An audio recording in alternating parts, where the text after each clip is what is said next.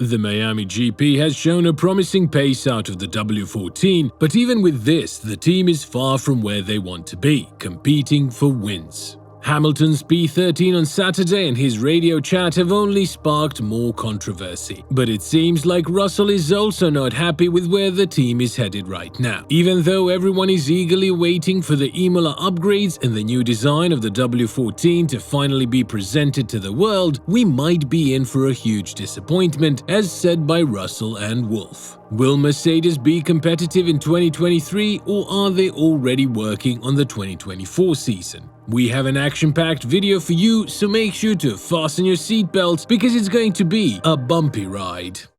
Mercedes is a team that failed to understand the 2022 technical regulations, and while they tried all sorts of tactics by reacting to the FIA and tweaking the regulations, it didn't work for them. Not only did it not work, it took them a couple of steps behind, and now they understand what needs to be done ever since Bahrain started in 2022. Change the technical leadership and the design of the car. The Silver Arrows lost 1.5 years developing the wrong design, and while that seems like a huge punch to the gut to be taken, the upgrade in Imola promised a lot. This is the next race in the calendar, and while everyone is hyped for how the new W14 will look, the team itself isn't happy with the promises that the design has shown so far. Yes, they will be more competitive than where they are right now, and yes, they can and will develop the car in the right direction. But it seems like we'd have to wait until 2024 to see more results from the Silver Arrows. Wolff has been the first to speak about the upgrades, as he went on to add, "We need to manage our own expectations, because we're bringing an update package that's going to consist of new suspension parts, bodywork, and some other things. But I've never in my 15 years in F1 seen a silver bullet being introduced, where suddenly you unlock half a second of performance. So I very much doubt that this is going to happen here.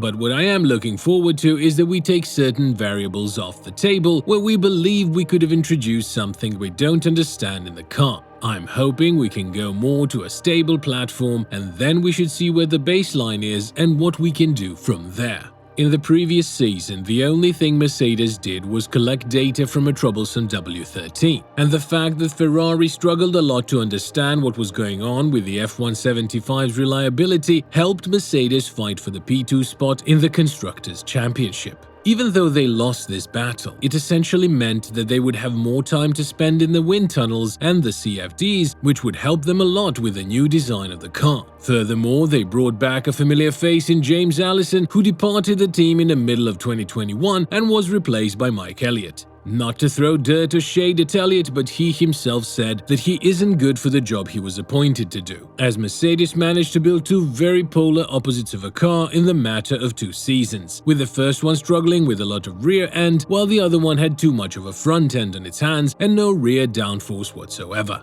Now that Mercedes is able to navigate through these polar opposites of cars and has the opportunity to build a car that would be the perfect centerpiece, it seems like the team isn't yet committed to making a confident statement on the W14's latest upgrades. According to Russell, it won't bring a lot to the table. And while he's very happy that the car's upgrades will push the team in the right direction, the deficit to Red Bull and even Aston Martin is a huge one to be caught up by one upgrade package, as he went on to add. "I am feeling pumped, to be honest, because it has been a while since we had a good race like that where we made overtakes stick. The pace, relatively speaking, was strong, and I felt good in the car, so for sure it was a satisfying one. I would have liked to be 3 positions higher, but we know the positions we are as a team right now, and P4 was the maximum today. It was a good day at the office, and I will sit down with everybody tomorrow to see how we can move from here. There's a lot of expectations on Imola, but at the end of the day, we finished 30-odd seconds behind the leaders today, and we still finished quite a bit behind Fernando. I'm sure it's going to take a step in the right direction, but it's not going to transform things.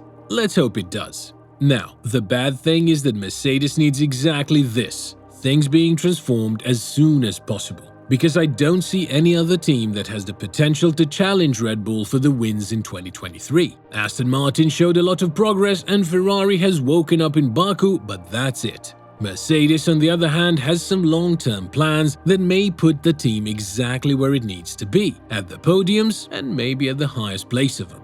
However, it will be a long and excruciating walk to this goal, simply because the dominance of the RB19 is too much to handle at this point. That's why Mercedes made some shocking statements in terms of the regulations having to be tweaked before 2026 in order for the Formula One sport to not suffer from the boredom that is suffering to take over the sport if Verstappen continues to do what he does. Perez has shown yet again that he cannot be consistent and cannot fight with Verstappen, and the fact that the Dutchman completed quite a few laps without his DRS open in Baku goes to show that the dominance of Red Bull is simply out of this league and out of this world. So, while we are hoping for a magical turn of events and the genius mind of James Allison matching the one of Adrian Newey, that is very unlikely to happen from Imola onwards. Don't kill me for transferring a simple message. This is the way that Russell and Wolff have presented things to the Formula One world. And while I am more than happy to see Mercedes' progress and be up there with Red Bull, reality speaks otherwise. Mercedes has been the slowest team with an open DRS in Baku, which goes on to show that they have so much to work on. And even though Hamilton hopes for a 1-second upgrade from Imola onwards, he has been denied publicly by Wolff regarding this request.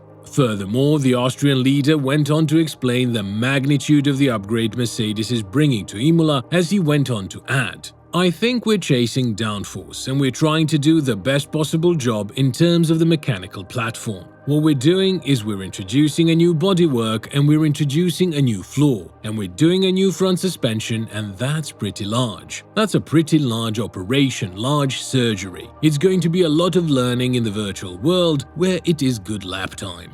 That is why the upgrade that we're bringing is going to help us to set the direction and to understand the various areas that we believe could play a role in why the car is so poisonous to drive." Hamilton has been one of the fiercest critics of the W14's performance, and Wolff has also added that as of now, it's definitely the worst car that could have exited Mercedes' production line in Brackley. But will this stop the team from developing it further in 2023 and hoping that at some point of the season they can catch up to the fierce bulls ahead of them? Definitely not. Although things don't seem to be going in Mercedes' direction right now, they definitely have the facilities to turn this whole thing around. While the upgrade itself won't likely be enough for us to see Mercedes fight for the win straight away, we are definitely happy that the team has found the right direction to push towards, something they've been struggling with for the past year and a half. Nonetheless, a very interesting period lies ahead of us, and it seems like Mercedes is trying to play the role of an underdog yet again.